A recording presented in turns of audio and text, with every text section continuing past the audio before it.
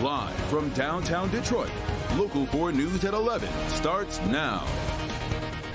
Demanding answers, parents voice their frustrations over the third-party investigation report on the deadly school shooting.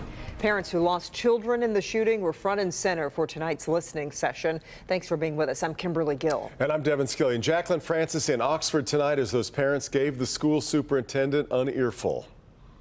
Parents want accountability. They want to know why certain people have not been fired, why more staff didn't participate in the independent investigation, and why the school board and the district haven't apologized, especially to the families who had kids that never came home that day. We need to address the heart of the issue, our 4 dead children. Parents of 3 of the 4 Oxford High School students killed in the November 2021 shooting were front row at a listening session Thursday held by the district. It comes after an independent investigation by Guidepost Solutions found the district did not do enough to prevent the shooting. I need, as Justin's mom, what the community I feel needs, the other parents.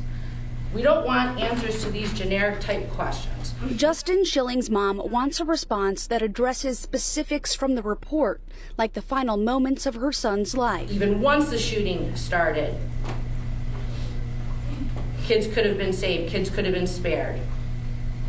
They need to address that the cameras weren't functioning and no one was monitoring them. Hannah St. Juliana's father and Tate Mears' parents voiced their questions and concerns to the superintendent who was brought on after the shooting. Tate's dad wanting to know why a majority of the high school staff refused to cooperate with the independent investigation when asked. 65% of those people who work in the schools who serve kids, and 4 kids were murdered and they're not speaking up.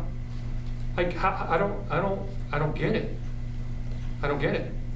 I'm not pretending to get it or endorse it or blame it or anything. Some in the room grew frustrated with the superintendent's responses, like this former middle school teacher and parent who left the district due to its handling of the shooting. And the fact she couldn't say, yes, these families have fought too hard, and yes, these families have waited too long. The fact she couldn't say that just reminds me of how public schools are just this machine and this system. The superintendent will take all the questions and suggestions from the meeting to the school board as the board prepares a response to the independent report. Reporting in Oxford, Jacqueline Francis, Local 4. All right, Jacqueline. New body cam video showing a driver leading police on a very dangerous chase. And I apologize to the city, for real, because that was dumb. That was dumb. Police released this video earlier. This was a man who police believe had stolen quite a bit of goods from a Target store and then led them on this chase through Farmington Hills in Oakland County, rammed several cars on the way. Police are saying it was very, very lucky that no one was hurt. Mark McDonald is at Target on Grand River in Farmington Hills where it all started. So you got a guy hauling out a Target with a cart full of stolen stuff. This is like the 5th or 6th time this has happened here. Police are called to intervene, but it wouldn't end here. He led police on a nearly 8-mile chase that ended in a big wreck here, and the video is bananas. When officers arrived at the store, police say this man, Frankie Burton, was already in a stolen car and on the run. And boy, did he run. His first problem spot was 9 Mile near Middle Belt.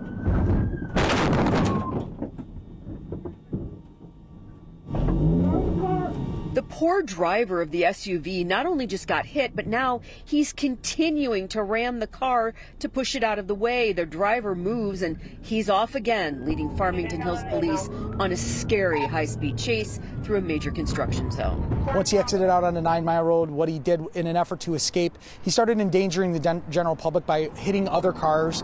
Burton weaves in and out of traffic. His car, already badly damaged, appears to be down to the rim. You can see the sparks on the ground until he finally crashes here in Detroit at Trojan and Greenfield.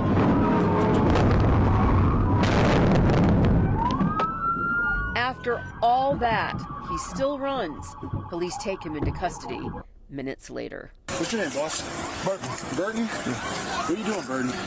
Acting stupid. Yeah, man, that was dumb. That was dumb as man. Crazy. And I apologize to the city, for real, because that was dumb. That was dumb. All I had to do was stop. Back here live, dumb has now translated into 4 felonies for Burton. And you know, I think it's interesting. Chief King told us something that we've been hearing a lot of out of other police chiefs over the last 6 months to a year. They say that there's been an uptick in police chases. People simply aren't afraid to run and don't think the punishment is all that great if they get caught. Kimberly, Devin, back to you. Yeah. Okay, Mara, thanks. Meanwhile, Dearborn police need your help in finding a missing mother and her daughter. 28-year-old Jordan Wise, last seen October 28th at Children's Hospital in downtown Detroit. Investigators believe Wise suffered some kind of mental health crisis after a fight with family members at the hospital. Police say Wise and her 3-year-old daughter have not been seen since. So if you have any information about their whereabouts, call Dearborn Police right away. We are learning more about the suspect arrested in the murder of a Detroit synagogue president. Samantha Wool was found stabbed to death last month outside her Detroit home. Sources tell Local 4 the person in custody is a man that was arrested in Kalamazoo. We're told he has been moved from the Kalamazoo area to Wayne County to face possible charges. Detroit police did not say whether they believe the person arrested is responsible for killing Wool. A lifelong Detroit firefighter is appointed Detroit's fire commissioner. Mayor Duggan giving interim commissioner Charles Sims the bump to permanent today outside a firehouse on the city's west side.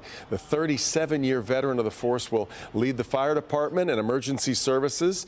Duggan says Charles Sims has cleaned up the fire department's reputation, improved response times, and helped boost cross-training and recruitment. Commissioner Sims sat down.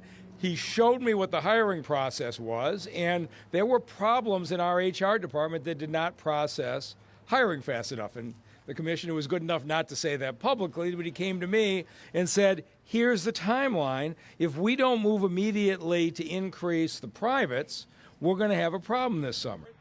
Sims' nomination is going to be considered now by the city council, and they'll have 30 days to vote on the appointment. Palestinian civilians are being allowed to get out of northern Gaza. The White House announced today there would be 4-hour pauses in fighting to allow for civilians to leave. It's not yet known whether these pauses are in exchange for the release of hostages held by Hamas. Officials in Israel say there will be no ceasefire until those hostages are released. There's no substantial offer from Hamas that could lead to the hostages' release. The battle over keeping Donald Trump's name off the 2024 presidential ballot had another chapter today. 3 different suits were heard in the Michigan Court of Claims in Grand Rapids. Activists sued to force Secretary of State Jocelyn Benson to keep the former president's name off the ballots. Trump's attorneys have demanded he be allowed on the 2024 Republican primary ballot. Judge says he will issue a written opinion on the matter soon. Eastpointe's mayor will not serve jail time for lying on a business grant application. Prosecutors say Monique Owens applied for the grant under the CARES Act Small Business Fund. They say she received the grant from Macomb County in November of 2020. In September, Owens pleaded no contest to a misdemeanor charge and paid back that $10,000 grant in restitution. Owens was sentenced to 6 months probation and 100 hours of community service. President Biden congratulates UAW members on their new contracts with the big 3 automakers. Yeah, President put on a UAW T-shirt while speaking with union workers at a Stellantis plant in Belvidere, Illinois. He praised the record UAW contract the union struck with the big 3 automakers, saying record profits should include record wages, echoing the feelings of Sean Fain, of course. Ahead of the 2024 election, President Biden trying to reassure Democrats that his message can lead to victory next year. I'm fighting for a place like Belvedere because I came as a president determined to put an end to this trickle-down economics in this country. I mean, I'm serious. I'm deadly earnest. For too long, the wealthy and big corporations have done just fine, but the rest of us were cut out of that deal. And of course, the UAW's new contract includes significant wage increases and job protections, the ratification process going on as we speak.